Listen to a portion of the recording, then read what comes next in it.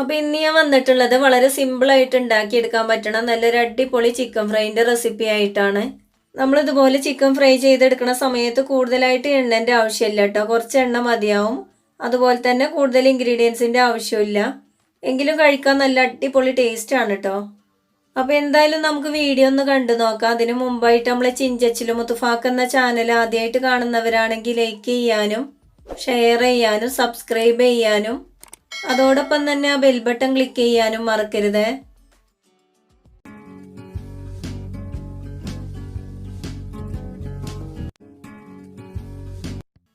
അപ്പോൾ ഇതിനായിട്ട് ഞാനിവിടെ 1 കിലോ ചിക്കൻ ഒരു മീഡിയം സൈസിലൊന്ന് കട്ട് ചെയ്തെടുത്തിട്ടുണ്ട്.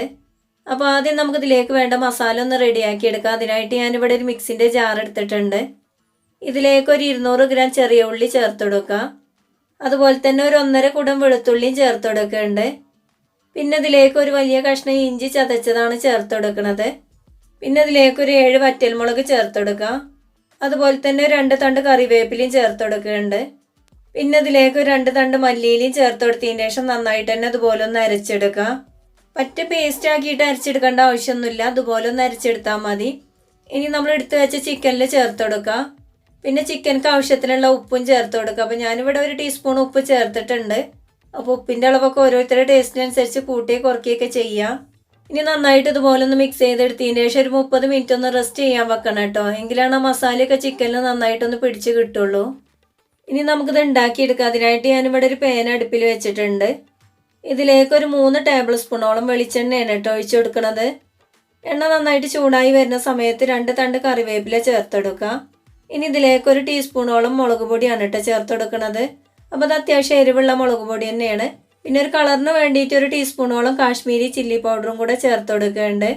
പിന്നെ ഇതിലേക്ക് ഒരു 1/2 ടീസ്പൂണോളം മഞ്ഞൾപ്പൊടി ചേർത്ത് കൊടുക്കുക. അതുപോലെ തന്നെ ഒരു 1/2 ടീസ്പൂണോളം ഗരം മസാലപ്പൊടിയും കൂടെ ചേർത്ത് കൊടുത്തതിന് ശേഷം നന്നായിട്ട് തന്നെ ഒന്ന് മിക്സ് ചെയ്തെടുക്കുക. അപ്പോൾ ഈ സമയത്ത് ലോ ഫ്ലെയിമിൽ വെച്ചിട്ട് വേണം ചെയ്തെടുക്കാൻ.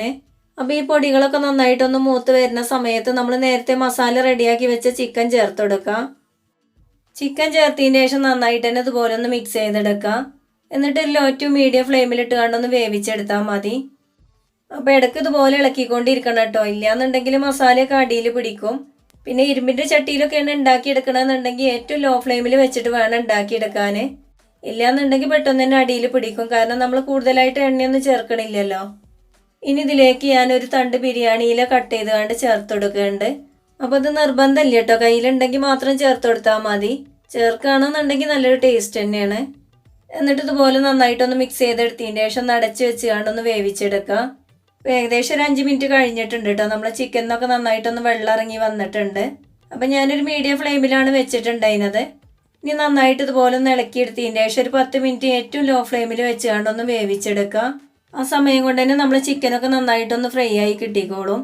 ഏകദേശം 10 മിനിറ്റ് കഴിഞ്ഞിട്ടുണ്ട്. ഇപ്പോൾ ഇത് കണ്ടില്ലേ, നമ്മളെ ചിക്കനൊക്കെ നന്നായിട്ടൊന്ന് ഫ്രൈ ആയി കിട്ടിയിട്ടുണ്ട്. അപ്പോൾ ഇതുപോലെ ആയി കഴിഞ്ഞാൽ ഇതിലേക്ക് 1 ടീസ്പൂണോളം വെളുത്ത എള്ള് ചേർത്ത് കൊടുക്കാം.